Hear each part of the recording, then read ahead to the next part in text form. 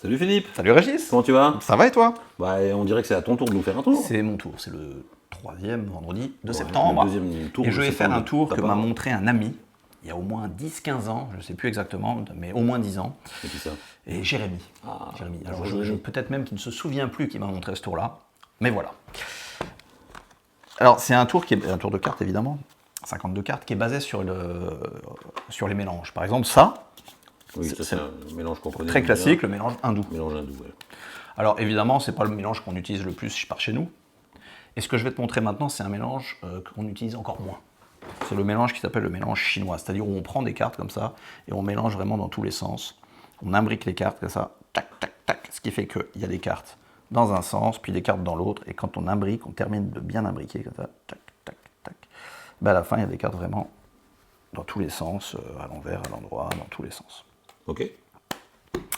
Bon, alors à partir de ce chaos, il va falloir faire un miracle à un moment donné. Donc on va prendre par exemple une carte au hasard, ici, et en fait on fait ça, et tac, instantanément, elle se transforme en as de pique. Ouais, ce qui est bien.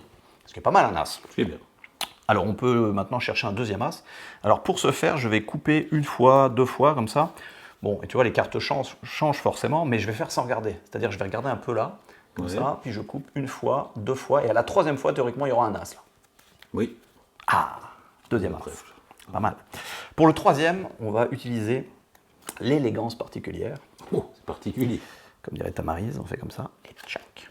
Et on a un troisième as. Pour le dernier as, alors là, c'est comme il y a des cartes un peu dans tous les sens, évidemment, on va chercher un petit peu. Ouais, c'est difficile là. Ouais, c'est difficile, c'est difficile. Bon, mais c'est pas grave, parce qu'à un moment donné, il faut faire de la magie quand on est magicien. Alors je vais claquer les doigts et toutes les cartes vont revenir dans le même sens. Toutes les cartes reviennent dans le même sens, tous sauf une. Ah, le dernier as, Et j'imagine. évidemment, le dernier as. Bravo, pas mal ça. Et voilà comment on fait d'une pierre deux coups, on remet les cartes dans le même sens, on retrouve les quatre as. Bon, évidemment, tu vas me dire, parce que je te sens pas très emballé. Oui, de savoir que peut-être que les as, tu les avais repérés d'une manière. Oui, ou d'une et autre. en fait, c'est parce qu'ils sont marqués. Non, en fait, c'est pas là qu'il faut regarder. En fait, c'est là. Parce qu'en fait, on voit que repérer 4 as à dos noir dans un jeu complètement rouge, bah, c'est facile en fait. C'est vachement bien. Voilà, triomphe en couleur. Merci Jérémy. Merci Jérémy. Il m'avait montré 4-5 variantes de triomphe, et j'ai retenu celle-là parce qu'elle me plaisait vraiment beaucoup. Ouais, c'est pas mal, c'est bien.